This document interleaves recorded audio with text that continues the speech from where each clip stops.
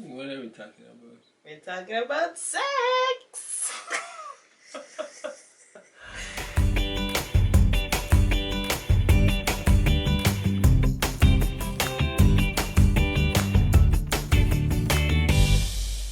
Boom shakalaka! Where you there? Wagwan. It's Catch Up Fridays. Hi guys, it's Teko and Gabby, and this time we're starting off with a bang. I think this is episode 11. Can you imagine episode 11? Yeah. Ooh, Thank you so much. Before we get into the topic, thank you to the guys who have already subscribed to our YouTube channel. It is really encouraging. Yeah. Yeah, absolutely subscribe. Follow us on Instagram. Please tell us just your feedback on these videos and what we're saying and things that you'd love for us to talk about. If we're lame or if we're hitting the point. I know, Antico's boom shakalaka. I think we should change it, but we'll keep it just for you guys. Some people want it, some people love it. Yeah. But today, we're going to talk about sex. Yep. Ooh. Yeah. So, I was just thinking, you know what? Let's just, September really isn't a sexy month. December is sexy. January is sexy. December because you have Christmas. You want me to tell January, about New my Year. life on camera? People want to know about it. That's why they're watching the thing. I mean, we talk about this every day. Anyway, so today, sex. How much is too much? How much is too much? How much is too much? There's no too much in sex. Okay, yeah. Come on, there guys. is a too much in sex. But seriously, how much is too much? I don't know. I don't have a number. That is the problem. That is the problem. You should have a number. You see, for me, I'm just like, just give me a number. Tell me how many times so we can at least count it off. But once a day would be great. Absolutely not. Absolutely not. Why not? It's just too much. Why not once a day? I think it's unnecessary. Sex is the cure for everything. Clearly, guys, you can see that in Tiko's book, sex is the cure for everything, but it is not in my book. Isn't it, guys? Isn't it the cure for everything? Yeah, some people are going to say yes, some people are Come going to say on, no. when I hear how many of you out there say sex is the cure for everything. It is. Speak the truth. Come on. But I think what this question is, there is an underlying question, and that is, how do couples talk about sex? And I saw this article on Focus on the Family. I'll share it in our stories after this video. And it was just saying basically that couples should try to talk about sex, Every day. Well, it was just outlining that in the early years they have this learning curve. You're trying to figure out sex. You're trying to figure out what it's gonna be like for you two. Woo! We don't need the sound effects. Just let's talk about this.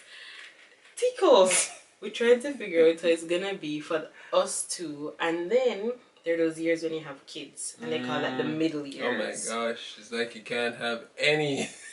If you couldn't have sex, you wouldn't have Kavika. He wouldn't be here, clearly. The years when you have kids, honey. Yeah, exactly. So we had Kalino, and then you had Kavika. So if you couldn't have sex when you have kids, then you don't have extra kids. See? Okay. It's crazy. Calm down, and let's just have a decent conversation. Okay. Alright. So, it's saying, in the beginning of the marriage, you're learning to have sex as a couple. Then, you have the middle years, where it's just like, oh, you have sex with kids around. You have kids in the house. Okay. Or then they leave, and then your sex life change, and just all that stuff. But basically, it's one of the underlying things is couples need to talk about having sex. Do we talk about sex, I think when we just got married, it was like one of those things we knew we needed to talk about, but we never really talk about it that much. Or not necessarily taboo. It was just like you were always like yes, yes, yes, all the time, all the time, all the time, and I was like, no, what is wrong with you? Are you just this hungry, crazy person? Exactly. Exactly. And so I think we never talked about it that way because also I needed to learn different things. Like when we did love and respect things. No, not techniques. Tico. It's so awkward. Okay. Like when we did the love and respect study, and it was talking about how it was just showing like things from different perspectives, the man and the woman. And really, they aren't saying that women overall don't have like a very active sex drive, but they were just saying like for men it's different, like they need it differently, it means different things it's to like them. gas in a car, can't move without it. It's like gas in a car, and I was gonna say it's like gas in your tummy. So yeah, doing that study though was kind of helpful, because like it helped you to think about different ways, not different ways to do it, but just different ways to think about it for you. Yeah. And recognizing that was a need for you, and that was a way for you to express intimacy. And one of the things that they did say, which is true, is that sometimes women in the process, like we don't think that we need it, but like in the process afterwards we're like, oh, that wasn't so bad, like kind of. Like, honey, we should do this some more. No, you don't necessarily say we should do this some more, but you're like, well, I guess it never that bad. My gosh. Why do women downplay sex so much? And I shouldn't say it's all of them, because there's some women that really have a very active sex drive and they want it, and then there's some men who don't actually have an active sex drive. But then I think women kind of just look at men as we're just dogs wanting sex all the time. Well, because I versus it's how we like, we're created with that drive. It's not something we're trying to just. We're not trying to hound you. We're not trying to. But what if we feel hounded? Is that a word, hounded? What if we feel that way? Well, we're not trying to hound you. Right. So I think though it needs to be like this. It needs to be a conversation where people talk about it back and forth, and they need to have those outside things like the love and respect studies, and they talk to other couples that they can hear different perspectives. Because if you don't have objective perspectives and hearing it from other people, then you just think, oh, my husband is a hungry person. But you don't recognize that this is something that's always been there. I agree with you, but I also feel like there's that negative connotation culturally to even where you're having the discussions.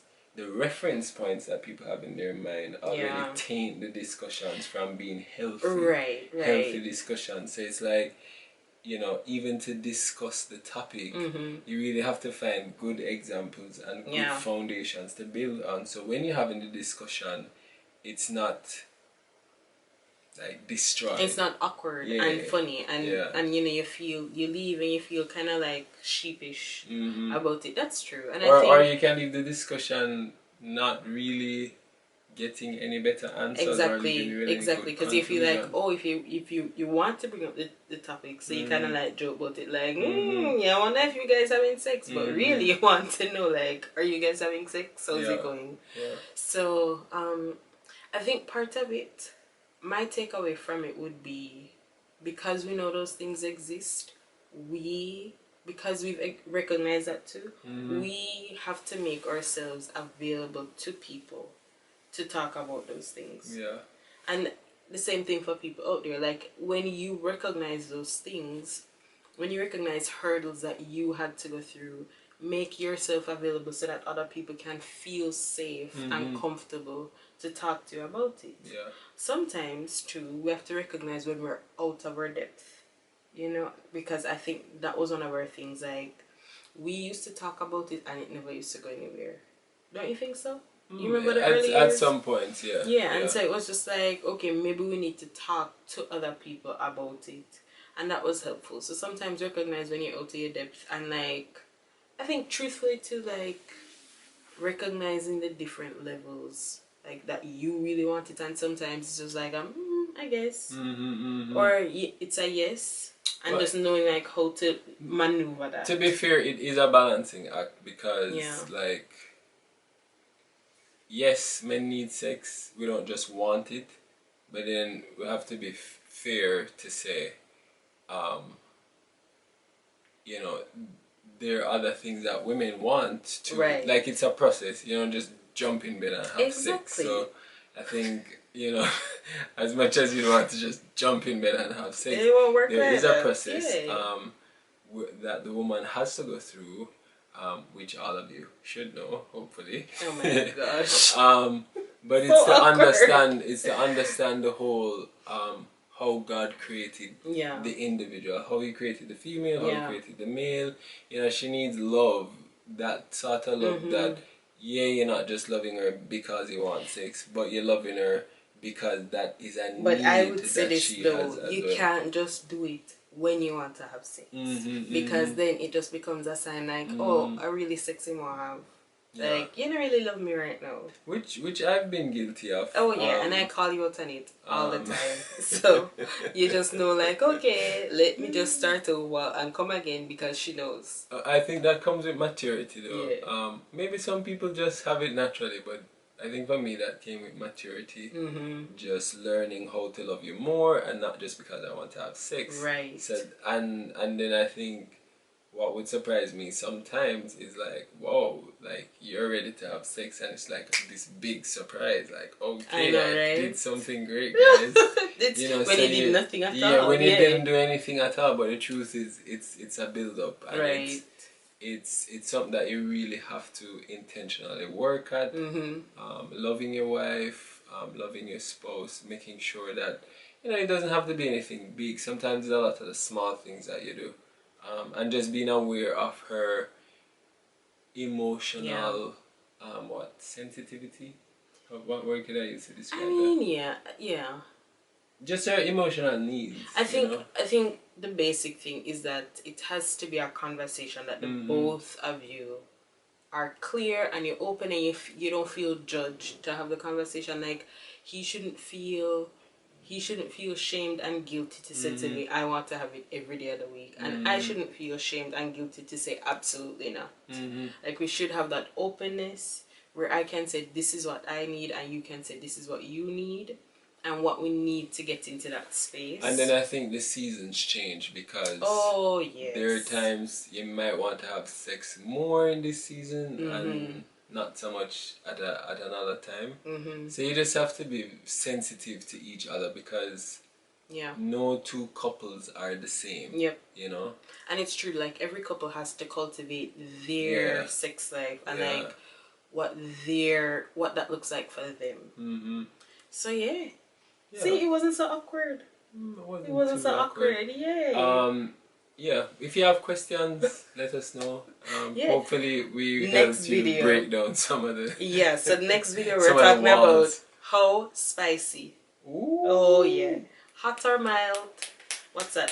What did we say? Hot or mild, simple or wild, something like that. Simple or wild. And it's just talking about, like, how do you know, like, it changes with seasons, but also, like, do you just do simple things, or do you try to find creative ways? And you realize what pleases the individual. So, that's part 2. We're doing 4 parts this month, because, you know, we're like, let's make September sexy. Yeah.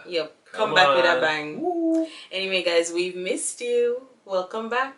And we got a baby to prove that we've been working. Oh my gosh, it's so awkward. Alright, we need an outro. How do we outro ourselves? I don't know. Go to our Instagram page. No, we need like a tagline, like, you know, like, and Catch Up Friday, or not Boom Shakalaka. That we can say together, you know. And that's a wrap for another Catch Up Fridays. No. We need we need a tagline, please. Help us with a tagline, the person who gives us the best tagline gets latte on us. Starbucks latte. What are they gonna get if they're not here? Gift card. Oh, yeah. So there you go. The best tagline is a gift card to a Starbucks latte. And we're serious about that. Serious about that, guys. Bye. One love.